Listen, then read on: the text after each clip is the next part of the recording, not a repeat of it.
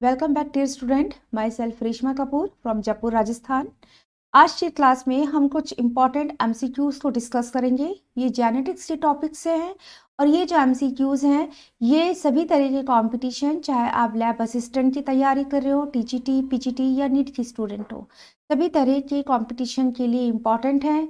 हम देखेंगे कि जेनेटिक्स में से किस तरह के क्वेश्चन कंपटीशन में बन जाते हैं, कैसे इजी क्वेश्चंस होते हैं या हार्ड क्वेश्चंस किस तरह के होते हैं या एवरेज क्वेश्चंस किस तरह के होते हैं। जब भी हम एमसीक्यूज को डिस्कस करते हैं या सैम्पल पेपर बच्चों आप करते हो या मॉडल पेपर करते हो, तो इसमें ज़रूर ये चीज़ देखिए कि हमारा जो टॉपिक हमारा सिलेबस में दिया हुआ है उस सिलेबस में से किस तरह के क्वेश्चन बनते हैं, क्वेश्चंस का नेचर क्या होता है, प्रकृति क्या होती है। क्योंकि जब भी हम अपने सिलेबस को पढ़ते हैं तो मैक्सिमम, अगर मैं ये कहूँ कि जो 20% स्टूडेंट होते हैं वही गहन स्टडी करते हैं, डीप स्टडी करते हैं, एक स्ट्रैटेजी बनाकर स्टडी करते हैं और उनका ही सिलेक्शन होता है। अगर आपको सिलेक्शन चाहिए तो आप अपने सिलेबस को पूरे अच्छे से डीपली स्टडी करें, पॉइंट टू पॉइंट डिस्कस करें। सिलेबस की एक भी लाइन जो है ऐसी नहीं है जिसके ऊपर क्वेश्चन नहीं बन सकता। ये मत सोचिए कि हमारा तो कंपटीशन लेवल जो है इतना बड़ा है ही नहीं कि इसमें इतने टफ क्वेश्चंस पूछे जाएंगे, ऐसा नहीं होता है। आज कंपटीशन इतना बढ़ गया है, सीट्स कम होती हैं, उसके पीछे स्टूडेंट्स ज़्यादा होते हैं, तो सिलेक्शन करने के लिए इजी, एवरेज एंड हार्ड तीनों टाइप्स के क्वेश्चंस पेपर में आते हैं और ये क्वेश्चंस ही डिसाइड करेंगे आपके सिलेक्शन को। ना तो हमें इजी प्रश्न छोड़ने हैं, ना हमने हार्ड प्रश्नों को ये सोचकर छोड़ देना है कि इस तरह के क्वेश्चंस तो मेरे कंपटीशन में पूछे ही नहीं जाएंगे। अब तक तो इजी ही पूछे जाते थे, पहले जो होता था। अब जो है कंपटीशन बढ़ गया है, आपका क्वेश्चन का लेवल जो है, पेपर का लेवल, वो डे बाय डे टफ होता जा रहा है। और इजी क्वेश्चंस जो है, मैं चैलेंज के साथ कहती हूँ, इजी क्वेश्चंस भी वो बच्चे नहीं कर पाते जो कि अपने सिलेबस की एवरेज स्टडी कर रहे हैं। इजी क्वेश्चंस हमारे को ड्यूरिंग द पेपर क्या करते हैं, कंफ्यूज कर देते हैं, क्योंकि जब हम पढ़ रहे होते हैं तब तो हम ये सोच कर छोड़ देते हैं कि अरे ये तो बहुत आसान है, तो बन जाएंगे, इसमें से तो प्रश्न आते ही नहीं। ये हमारी थॉट्स होते हैं, ठीक है, लेकिन ऐसा नहीं है। तो आज जेनेटिक्स में कुछ क्वेश्चंस को हम डिस्कस करेंगे। ये पार्ट 1 है, नेक्स्ट क्वेश्चंस पार्ट 2 में होंगे। इस तरह से हम सीरीज वाइज टॉपिक्स को लेंगे और इससे आपको बेनिफिट ही होगा कि आप ये समझ जाएंगे कि जो हमारा टॉपिक है हमारे सिलेबस में दिया हुआ है, इस पर किस तरह के प्रश्न पूछे जाते हैं। हमारा जो फर्स्ट क्वेश्चन है आज वो है, मेंडल ने किस पादप पर अपने शोध कार्य किए। किस पर मेंडल ने रिसर्च किया था? गार्डन मटर, जंगली मटर, लोबिया या अरहर। तो मेंडल ने गार्डन मटर, जिसे हम पाइसम सटाइवम कहते हैं, उस पर अपने काम किए थे। प्रजनन के दौरान एंथर का हटाना क्या कहलाता है? एंथेसिस, परागण, विपुंसन या वैसेक्टोमी। एंथर का हटाना विपुंसन या इमैस्कुलेशन कहलाता है। फ्लावर के अंदर गाइनोशियम एंड एंड्रोशियम, ये दो इंपॉर्टेंट साइकिल होते हैं। एंड्रोशियम में फीमेल गैमिट बनता है, that is egg, and androecium में मेल गैमिट बनता है, that is pollen grain. Experiment के दौरान बाइसेक्सुअल फ्लावर में अगर हम एंथर को रिमूव कर देते हैं, इसको हम फोर्सिप की सहायता से, चिमटी की सहायता से हटा देते हैं, तो ये जो प्रोसेस है इसको हम कहते हैं विपुंसन या इमैस्कुलेशन। नेक्स्ट क्वेश्चन है, मेंडल ने किस आधार पर युग्मकों की शुद्धता का नियम दिया था? प्योरिटी ऑफ गैमिट, ये लॉ जो मेंडल ने दिया है किस एक्सपेरिमेंट के बेस पर दिया है? द्विसंकरण संकरण, एक संकर संकरण, पूर्वज संकरण या परीक्षण संकरण, means dihybrid, monohybrid, test cross and back cross. तो किस आधार पर law of purity of gamete, युग्मकों की शुद्धता का नियम दिया? इसका जो सही आंसर है ये है एक संकर संकरण या mono hybrid cross. Mono hybrid cross के टाइम पर मेंडल ने क्या देखा कि जब हम शुद्ध कैरेक्टर के पेरेंट्स लेते हैं और इनके बीच में क्रॉस कराते हैं तो जो F1 हाइब्रिड आती है, ये F1 हाइब्रिड में एक ही कैरेक्टर दिखाई देता है। जब इस F1 हाइब्रिड की सेल्फिंग कराई जाती है तो सेल्फिंग के समय दोनों ही एलील सेपरेट हो जाते हैं एंड F2 प्लांट या F2 जनरेशन में कैरेक्टर्स जो कि F1 में डिसअपियर हो गया था, लाइक ड्वार्फनेस का कैरेक्टर, वो अगेन F2 में अपीयर हो जाता है। तो इस बेसिस पर मेंडल ने बताया कि जब भी गैमेट्स बनेंगे, गैमेट्स हमेशा अपने कैरेक्टर के लिए शुद्ध होते हैं। So correct option monohybrid cross और एक संकर संकरण। नेक्स्ट क्वेश्चन है,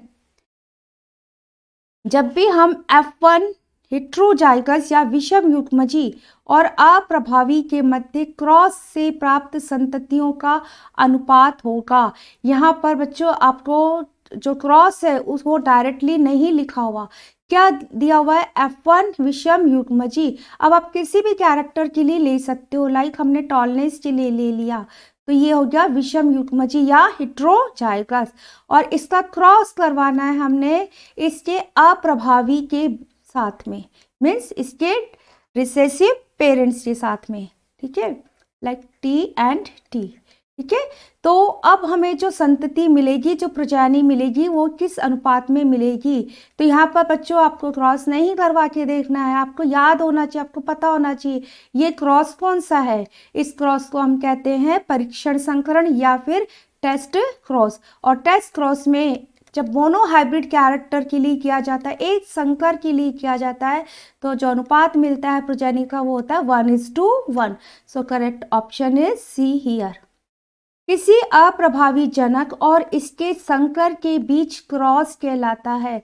देखिए ये वाला जो क्वेश्चन है ये इस तरह से भी पूछा जा सकता है, किसी अप्रभावी जनक मीन्स अगेन हम ले लें ड्वार्फनेस के लिए स्मॉल t और इसके संकर, अब इस जो बोनापंका है अप्रभावी कैरेक्टर, इसका संकर क्या होगा, ये इसका हाइब्रिड है, ठीक है, जिसमें एक डोमिनेंट एलील और एक रिसेसिव एलील है के बीच जब क्रॉस कराएंगे तो इस क्रॉस को हम क्या कहते हैं, पूर्व संकरण, परीक्षण संकरण, एकल संकरण या द्विसंकरण। तो इस तरह के क्रॉस को हम कहते हैं टेस्ट क्रॉस या परीक्षण संकरण। So option B is right here. तो यहाँ पर आप ये समझिए कि जो आपका कंसेप्ट है, जो आपका क्रॉस है, वो किस तरह से पूछा जा सकता है, डायरेक्टली कभी भी क्वेश्चन नहीं बनते हैं।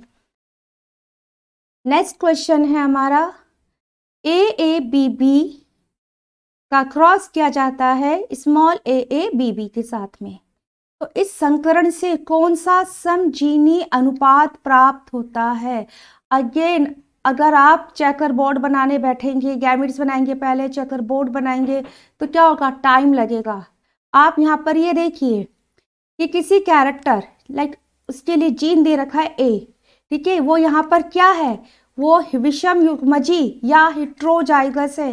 कैसा है कैरेक्टर A का एलील स्ट्रक्चर, क्या दे रखी है हमें, विषम युग्मजी दे रखी, ठीक है, हेट्रोजाइगस है, और यहाँ पर इसका रिसेसिव है, ठीक है। मीन्स जब A का क्रॉस होता है, एक हेट्रोजाइगस का इसके रिसेसिव के साथ में क्रॉस होता है, तो ये क्या है, टेस्ट क्रॉस है, और टेस्ट क्रॉस का रिजल्ट क्या आता है, आपको याद होना चाहिए, ये रिजल्ट आता है, ठीक है। तो इट मीन्स ये किस अनुपात में नेक्स्ट जनरेशन में आएगा, 1:1 आता है, ठीक है। एक मिलता है हमें AA और एक मिलता है स्मॉल AA। अब हम B के लिए देख ले, B में यहाँ पर क्या है, दोनों ही जगह B यहाँ पर होमोजाइगस है, सम युग्मजी दे रखा है, ठीक है। तो नेक्स्ट जनरेशन में अगर B और B के बीच में क्रॉस होगा तो वो किस लेवल पर होगा, वो इक्वली डिस्ट्रीब्यूट हो जाएंगे इसके साथ में, ठीक है। सो BB एंड BB आएगा। तो ऑप्शन 1 इज राइट हियर। बच्चों आप अगर आपने कंसेप्ट क्लियर किया हुआ है कि मोनोहाइब्रिड क्रॉस क्या है, डाई हाइब्रिड क्या है, टेस्ट क्रॉस क्या होते हैं, इसके पीछे वो क्या कहना चाह रहा है, तो आप आसानी से बिना चेकर बोर्ड बनाए फटाफट से एक्यूरेसी के साथ में अपने सही ऑप्शन को सेलेक्ट कर सकते हैं। यहाँ पर आपको देखना आना चाहिए। हम हर चीज़ में चेकर बोर्ड बनाकर वहाँ पे गैमेट्स बनाने में अगर लग गए तो बहुत टाइम लग जाता है। नेक्स्ट देखिए क्वेश्चन, एक शुद्ध लंबे और हरी फली वाले पादप का क्रॉस एक शुद्ध बोने और पीली फली वाले पादप से कराने पर F2 पीढ़ी की 16 संततियों में से कितने बोने पौधे प्राप्त होंगे। अब यहाँ पर शुद्ध लंबे हरी फली वाले पौधे दिए हुए हैं। अब हमें पता है शुद्ध लंबा कैसे होगा, टी और हरी फली ये भी डोमिनेंट कैरेक्टर है। कलर के लिए मैं यहाँ लिख देती हूँ जी, ठीक है। सो ये हो गया pure tall and green pot. यहाँ पर इसका क्रॉस हो रहा है शुद्ध बोने और पीली फली स्मॉल जी। तो किस तरह का क्रॉस है पता होना चाहिए। ये डाई हाइब्रिड या द्विसंकरण क्रॉस है, डाई हाइब्रिड है या द्विसंकरण क्रॉस है, ठीक है। F2 जनरेशन में पूछा है 16 संततियों में से कितने प्लांट्स प्राप्त होंगे। अब आपको वहां पर ये नहीं करना कि आप पूरा F2 चेकर बोर्ड बनाए और अपना काउंट करने लग जाए, बहुत इजी है। आपको बच्चों पता होना चाहिए डाई हाइब्रिड क्रॉस जब भी हम कराते हैं तो हमारे को जो F1 संतति मिलती है वो ऐसी जीनोटाइप की मिलेगी, ठीक है। और इसी का हमने सेल्फिंग कराना है, ठीक है। डाई हाइब्रिड में F2 का जीनोटाइप क्या होता है या फिनोटाइप क्या होता है, फिनोटाइप पे चलिए, क्योंकि हमें 16 में से सिर्फ बोने पौधे सेलेक्ट करने, हमें जीन नहीं बताने। तो 9:3:3:1 इस रेशो में हमारे को F2 संतति मिलती है, जिसमें से हमें पता है 9 ऐसे प्लांट्स होते हैं जो दोनों ही कैरेक्टर में डोमिनेंट होते हैं, means dominant tall and dominant green वाले होंगे, ठीक है। मीन्स आपको पता होना चाहिए कैरेक्टर यहाँ पर कोई भी दे दे। 9 प्लांट्स कौन से होते हैं जिसमें दोनों ही कैरेक्टर डोमिनेंट होते हैं, लंबे और हरी फली वाले।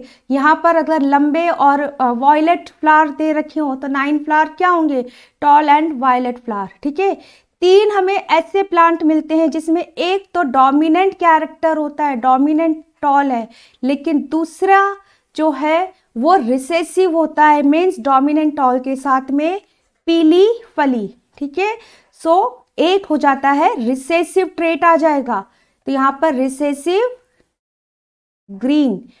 3 हमें ऐसे प्लांट मिलते हैं जिसमें ये जो अगर डोमिनेंट है तो इसका रिसेसिव वाला ट्रेट होता है, मीन्स रिसेसिव ड्वार्फ, और इसके साथ में दूसरे कैरेक्टर का डोमिनेंट होता है, मीन्स हरी फली।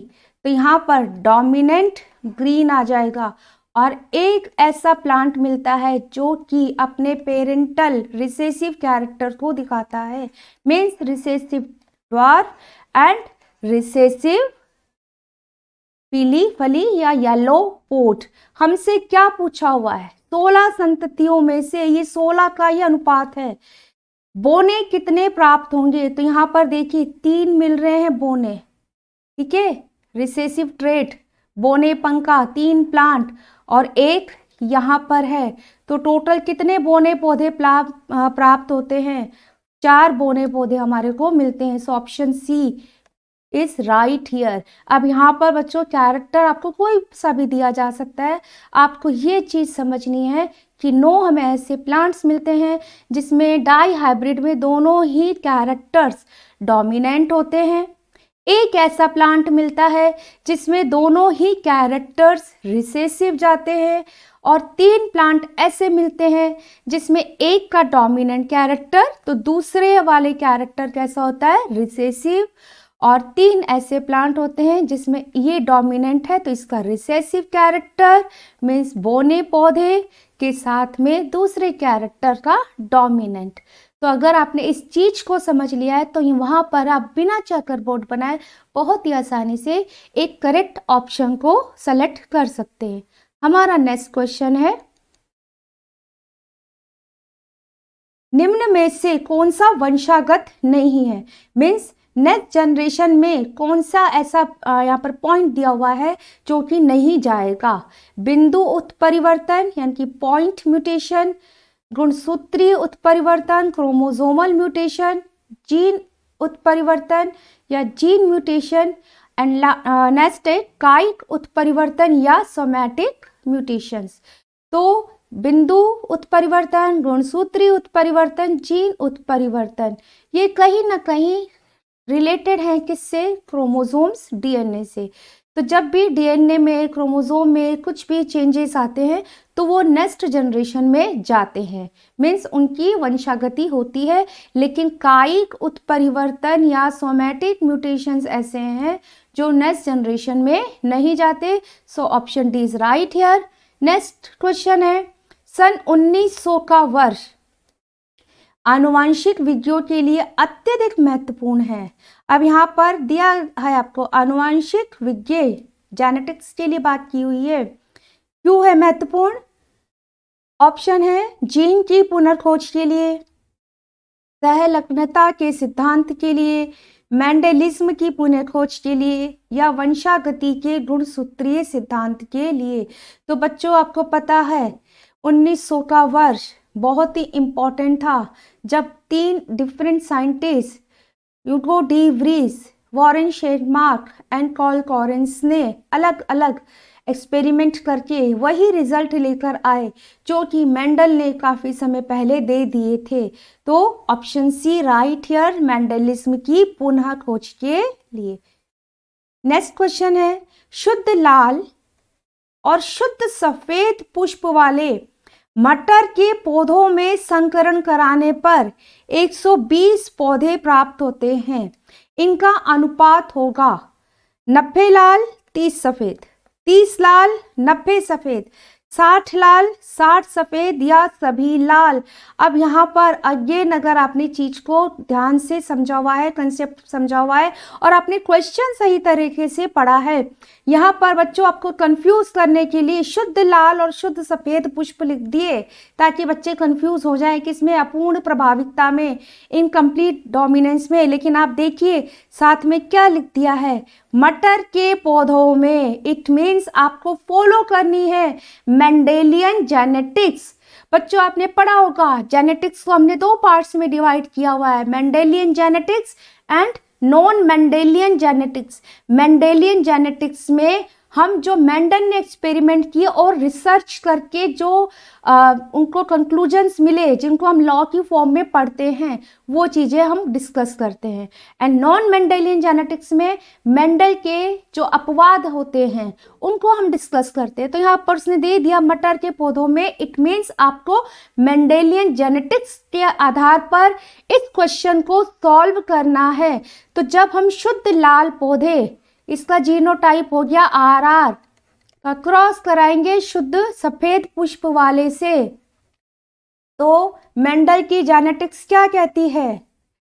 मोनोहाइब्रिड क्रॉस हो गया। ये मोनोहाइब्रिड क्रॉस में जब F1 संतति मिलेगी तो वो कैसी होगी? डोमिनेंट कैरेक्टर को दिखाएगी। इट मीन्स सभी लाल पुष्प होंगे, ठीक है, ऑल फ्लावर्स आर रेड। तो यहाँ कितना भी नंबर दिया हो ये सब कंफ्यूज करने के लिए option D is right here, सभी रेड फ्लावर्स मिलेंगे। नेक्स्ट क्वेश्चन है, मेंडल के विसंयोजन नियमानुसार F2 पीढ़ी का अनुपात है। विसंयोजन नियम means law of segregation.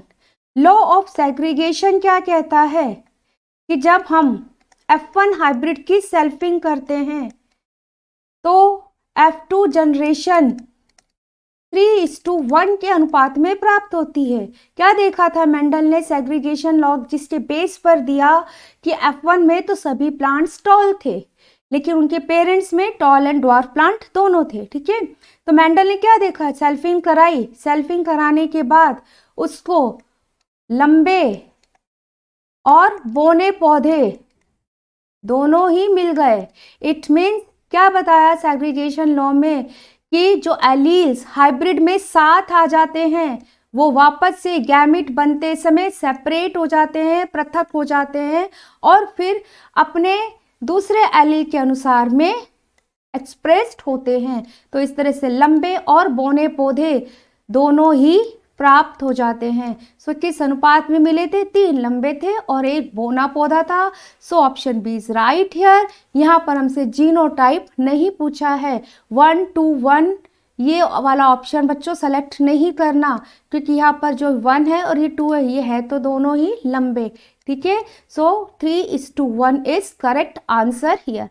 Next question, Mendel के प्रयोग में बीज कवच का रंग, पुष्प की प्रकृति, पुष्प की स्थिति, फली का रंग, तने की लंबाई आदि को कहा जाता है। स्यूडो एलील, जीनोटाइप, फिनोटाइप या सभी, ये क्या है? मेंडल ने जो अपने एक्सपेरिमेंट में लिए थे, ये डिफरेंट टाइप्स के कैरेक्टर्स हैं जो कि मॉर्फोलॉजिकली अपीयर्ड होते हैं, मॉर्फोलॉजिकली हम इनको देख सकते हैं। तो ऐसे कोई भी लक्षण जो कि बाहर से देखने पर हम उनका कैरेक्टर्स को बता सकते हैं, जैसे skin colour, eye colour, hair texture, hair का कलर, वो सारे फिनोटाइप होते हैं। So option C is right here, phenotype. Next question है, एक व्यक्ति को जिसमें आनुवांशिक विशेषक की जोड़ी के दोनों कारक एक समान होते हैं कहा जाता है। विषमरूपी, विषमयुग्मजी, समरूपी या समयुग्मजी। क्या दिया हुआ है? एक व्यक्ति जिसमें आनुवांशिक विशेषक किसी भी ट्रेड के लिए, जेनेटिक ट्रेड के लिए जोड़ी के, पेयर के दोनों ही कारक समान है। लाइक हम कलर ले लें, ठीक है, तो कलर के लिए एलील दोनों ही समान है, या तो दोनों डोमिनेंट है या फिर दोनों रिसेसिव हैं। तो इस कंडीशन को क्या कहेंगे? ये होती है समयुग्मजी या होमोजाइगोसिटी, जिसमें कैरेक्टर के दोनों एलील एक समान होते हैं, दोनों या तो डोमिनेंट होते हैं या फिर दोनों रिसेसिव होते हैं। यहाँ पर आपको ये क्वेश्चन देने का जो मेरा पर्पस था वो ये है कि होमोजाइगोसिटी या हेट्रोजाइगोसिटी पूछी जाती है, तो इस तरह से कंफ्यूजिंग करते हुए क्वेश्चन बनाते हुए पूछी जाती है। लाइन टू लाइन कभी भी नहीं होता है, आपको क्वेश्चन क्या है उसको समझना है। ये देखिए, इसी तरह का एक और क्वेश्चन है, ऐसा जीव जिसके पास दो समान एलील होते हैं उसे हम क्या कहते हैं? अगेन ये क्वेश्चन है जो इस तरह से भी पूछा जा सकता है। किसी भी ट्रेड के लिए दोनों समान एलील है, मीन्स ये डोमिनेंट भी हो सकते हैं और ये रिसेसिव भी हो सकते हैं, ठीक है, कंडीशन कोई भी हो, लेकिन एलील समान है तो हम उसको क्या कहेंगे? उसको हम समयुग्मनज या होमोजाइगस कहते हैं। नेक्स्ट क्वेश्चन, मेंडल ने क्या प्रस्तावित नहीं किया? ऐसा कौन सा लॉ है जिसको हम कहते हैं मेंडल ने नहीं दिया? प्रभाविकता, पृथक्करण, अपूर्ण प्रभाविकता या स्वतंत्र अपव्यूहन। तो मेंडल ने इनकम्प्लीट डोमिनेंस या अपूर्ण प्रभाविकता को नहीं बताया था। नेक्स्ट क्वेश्चन, जब पुष्प एक लिंगी होते हैं तो विपुंसन किसमें किया जाता है? अगेन अगर आपने इमैस्कुलेशन या विपुंसन को समझा है, विपुंसन क्यों किया था मेंडल ने, इस चीज को आपने समझ लिया तो बहुत ही आसानी से आप इस क्वेश्चन का आंसर दे देंगे। मादा पुष्प में, नर में, एक व दोनों, मीन्स मादा पुष्प और नर दोनों में, या कोई नहीं। तो किसमें विपुंसन इमैस्कुलेशन किया जाता है? बच्चों आपको पता होगा इमैस्कुलेशन हम करते हैं बाइसेक्सुअल फ्लावर में, बाइसेक्सुअल फ्लावर जिसमें कि गायनोशियम एंड एंड्रोशियम दोनों प्रेजेंट होते हैं। मीन्स ऐसा फ्लावर जो male gamete and female gamete दोनों बनाएगा, ठीक है, मेल गैमेट दोनों ही बनाएगा।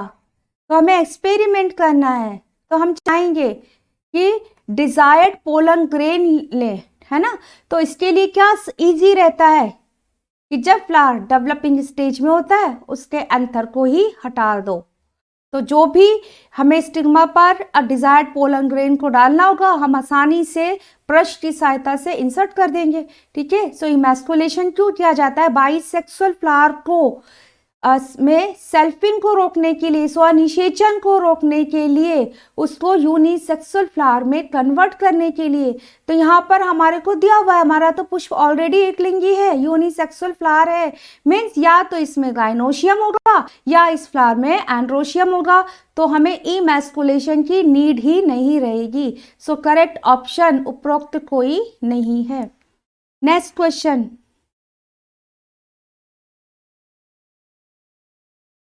मेंडलवाद किसकी आनुवांशिकता है? मीन्स मेंडल ने अपने लॉ ऑफ जेनेटिक्स किस में रिसर्च करके दिए थे, किस पर अप्लाई होते हैं मेंडल के लॉज, अगुणित, द्विगुणित, प्रोकैरियोट्स या उपरोक्त सभी। तो मेंडलवाद जो दिया गया, जो अप्लाई होता है, ये होता है द्विगुणित पर, सभी पर नहीं है यहाँ पर आंसर। बहुत ही ध्यान से बच्चों आपने क्वेश्चंस को पढ़ना है, समझना है कि हमसे क्या पूछा जा गया है। ठीक है, मेंडल ने जो एक्सपेरिमेंट किए थे वो पाइसम सटाइवम पर किए थे। जेनेटिक्स के जो एक्सपेरिमेंट किए गए उसके बाद भी वो डिप्लॉयड ऑर्गेनिजम्स पर हैं। ठीक है, law of purity of gametes, law of paired factor, means allele जो है, कारक जो है युग्म में होते हैं, और पेयर कब होगा, जब ऑर्गेनिज्म डिप्लॉयड होगा। So option B is right here. Next question, Mendel के संकरण के लिए कौन सी तकनीकी का इस्तेमाल किया था। मेंडल ने जो अपने एक्सपेरिमेंट किए कौन सी तकनीक ली थी, विपुंसन, थैलीकरण, प्रोटोप्लास्ट संयन, और एक व दोनों, मीन्स ए व बी दोनों। तो option D is right here, विपुंसन एंड थैलीकरण, इमैस्कुलेशन एंड बैगिंग, दोनों को मेंडल ने अप्लाई किया था। मेंडल की मैथोडोलॉजी अगर हम देखें तो मेंडल ने सबसे पहले प्योर लाइंस लिए, किसी भी कैरेक्टर्स के लिए प्योर प्लांट्स। देन उसने क्या किया, प्लांट्स में जो पाइसम सटाइवम बाइसेक्सुअल फ्लावर होता है, तो यूनिसेक्सुअल करने के लिए इमैस्कुलेशन किया, एंथर को रिमूव कर दिया। इमैस्कुलेशन करने के बाद जो इमैस्कुलेटेड फ्लावर है, जिस फ्लावर में से एंथर रिमूव हुआ है, इमैस्कुलेटेड फ्लावर, उसकी बैगिंग की थी, ये ध्यान रखिएगा। ठीक है, बैगिंग किसकी करते हैं, जिसमें गाइनोशियम प्रेजेंट होता है, ताकि जो है undesired pollen grain female part तक या स्टिग्मा तक ना पहुंच सके। तो जिसमें गाइनोशियम प्रेजेंट होता है उस फ्लावर की हम बैगिंग करते हैं। सो मेंडल ने विपुंसन एंड थैलीकरण दोनों ही किया था। नेक्स्ट क्वेश्चन है, समलक्षणी अनुपात 3:1 सिद्ध करता है। 3:1 अनुपात का मिलना जो मोनोहाइब्रिड क्रॉस में मेंडल को मिला था, ये क्या सिद्ध करता है, प्रभाविकता, पृथक्करण, जीन विनिमय या स्वतंत्र अपव्यूहन। सो करेक्ट ऑप्शन इज पृथक्करण। लॉ ऑफ सेग्रीगेशन इस 3:1 से ही मेंडल ने प्रूव किया। निम्न में से परीक्षण संकरण है, यानी कि टेस्ट क्रॉस है। अब टेस्ट क्रॉस आपको पता है, किसी भी कैरेक्टर के लिए हेट्रोजाइगस या संकर का जब हम रिसेसिव पेरेंट से क्रॉस कराते हैं तो उसे हम कहते हैं परीक्षण संकरण। तो यहाँ पर ऑप्शन डी राइट है। नेक्स्ट क्वेश्चन है हमारा, जीन शब्द किसने प्रतिपादित किया, किसने जीन टर्म को दिया था, मेंडल, डीब्रीज, मॉर्गन और Johnson. Option D is right here, Johnson. इस तरह के क्वेश्चन बेटा आपने याद किए होंगे तो आप आसानी से सेलेक्ट कर सकते हो। ठीक है, लाइन टू लाइन एनसीईआरटी पढ़ने वाले क्वेश्चन है ये। निम्न में से वंशागति की इकाई है, यूनिट ऑफ इनहेरिटेंस, वंशागति की इकाई, फिनोटाइप, जीनोटाइप, जीन, उपरोक्त कोई नहीं। So correct option is gene. हमें पता है वंशागति की इकाई कारक या जीन होते हैं। जीनोटाइप फिनोटाइप मत सर्वप्रथम किसने दिया, बेटसन, जॉनसन, सटन, बॉवेरी व पुनेट। तो जीनोटाइप फिनोटाइप मत दिया था जॉनसन ने। ये 3 क्वेश्चंस आपको ये इंडिकेट कर रहे हैं कि हमें इजी लगने वाली लाइंस नहीं छोड़नी है, इनके ऊपर प्रश्न बन जाते हैं। आपको क्या करना है, सिंपली बस याद रखना है। नेक्स्ट क्वेश्चन है हमारा AABB। यहाँ पर कैरेक्टर A के लिए हेट्रोजाइगोसिटी है एंड B के लिए भी हेट्रोजाइगोसिटी है। जीनोटाइप से प्राप्त युग्मक हो सकते हैं। तो सबसे पहले इस तरह के क्वेश्चन में आपको पता होना चाहिए कि कितने टाइप के युग्मक प्राप्त होंगे। ठीक है, इसके लिए बच्चों एक फॉर्मूला होता है 2 की पावर n। एन है यहाँ पर नंबर ऑफ हेट्रोजाइगसिटी, जो एलील्स है, जो फैक्टर या कैरेक्टर दिया हुआ है, ट्रेड दिया हुआ है, तो उसका कितनी जगह पर हेट्रोजाइगसिटी है, इसको आप देखिए। लाइक यहाँ पर ट्रेड ए के लिए भी हेट्रोजाइगसिटी है, बी के लिए भी हेट्रोजाइगसिटी है, तो एन का नंबर हो गया 2। ठीक है, तो नंबर ऑफ गैमेट्स कितने मिलेंगे, इसका ये फॉर्मूला है, हम यहाँ पर लिख देंगे 2 मीन्स 4 डिफरेंट टाइप्स के हमारे को गैमेट्स बनेंगे। ठीक है, तो ऑप्शन में देखिए यहाँ पर सिर्फ एक में ही 4 डिफरेंट टाइप्स के गैमेट्स दिए हुए हैं, तो हम इसको करेक्ट कर लेंगे। जस्ट सपोज यहाँ पर हमारे को कोई और ऑप्शन है जिसमें कि एक और गैमेट्स दिया हुआ है। ठीक है, लाइक मैं लिख देती हूँ यहाँ पर मैंने यहाँ पर लिख दिया ए ऐसे लिख दिया। ठीक है, तो तब इसको नहीं करेक्ट करना है, हमें तब यहाँ पर पता होना चाहिए कि गैमेट्स का जीनोटाइप क्या होगा। इसके लिए आपको बच्चों गैमेट्स बनाने आने चाहिए। ठीक है, किस तरह से हम गैमेट्स को बना सकते हैं, उनका जीनोटाइप जो है डिटरमाइंड कर सकते हैं। इसके लिए सिंपल सा है, आप ये जो दोनों ट्रेट है ए एंड बी, इसके 4 टाइप के मिलेंगे ना, तो दोनों डोमिनेंट एक साथ लिख दें एंड दोनों रिसेसिव एक साथ लिख दें। ठीक है, अब एक का डोमिनेंट ले और दूसरे का रिसेसिव ले, जिसका हमने पहले डोमिनेंट ले लिया उसका रिसेसिव ले ले और दूसरे वाले का डोमिनेंट ले लें। तो इस तरह से बहुत ही आसानी से आप 4 टाइप की गैमेट बना लेंगे। ठीक है, आपको बस पहले पता होना चाहिए कि नंबर ऑफ गैमेट्स कितना बनेगा, तो आपके चाहे यहाँ पर कितने भी एलील्स दे रखे हो, आप बहुत ही आसानी से गैमेट्स का जीनोटाइप निकाल सकते हो। नेक्स्ट क्वेश्चन जो इसी टाइप से पूछा जा सकता है, A B B C C genotype कितने प्रकार के युग्मक बनाएगा। अगेन देखिए, एक कंसेप्ट बेस्ड क्वेश्चंस जो आपसे पूछा जा सकता है, इस तरह से भी यहाँ पर 3 डिफरेंट फैक्टर्स, 3 डिफरेंट कैरेक्टर्स के लिए आपको जीनोटाइप दिया हुआ है। ए जो है होमोजाइगस है, बी जो कैरेक्टर है इसके एलील्स हेट्रोजाइगस है एंड सी के भी हेट्रोजाइगस हैं। ठीक है, सो कितने प्रकार के गैमेट्स बनाएगा, इसका सिंपल फॉर्मूला है 2 की पावर n। n आप हेट्रोजाइगसिटी का नंबर होता है, नंबर ऑफ हेट्रोजाइगसिटी। तो अगेन आप देखिए ट्रेड्स के लिए कितनी जगह पर हेट्रोजाइगसिटी है, ए तो हेट्रोजाइगस है ही नहीं, ये होमोजाइगस है, बी एंड सी ही हेट्रोजाइगस है, मीन्स 2 जगह पर हेट्रोजाइगसिटी है। सो अगेन आप 2 की पावर 2 कर देंगे एंड कितने टाइप्स के गैमेट्स बनेंगे, 4। So option A is right here. Otherwise अगर आपने कंसेप्ट नहीं समझा तो बच्चे लोग क्या करते हैं, वो लगता है कि 3 जीन्स हैं, 2 जीन्स के लिए, 2 ट्रेड के लिए उन्होंने पढ़ा है कि 4 डिफरेंट टाइप्स के गैमेट्स बनते हैं डाई हाइब्रिड में, 3 के लिए 8 बनते हैं ट्राई हाइब्रिड में, लेकिन ऐसा नहीं है, आपको हेट्रोजाइगसिटी को देखना है। क्वेश्चन इतने इजी नहीं आते हैं, सीधे तरीके से नहीं पूछे जाते हैं ऐसे सारे क्वेश्चंस जो कंसेप्ट बेसिस्ड होते हैं। नेक्स्ट क्वेश्चन हम देखते हैं, मेंडल के पृथक्करण नियम के अनुसार एलील का पृथक्करण किस समय होता है। बहुत ही आसान क्वेश्चन है, लेकिन तभी सॉल्व होगा जब आपने इस चीज को समझा है कि एलील किस समय पृथक होते हैं।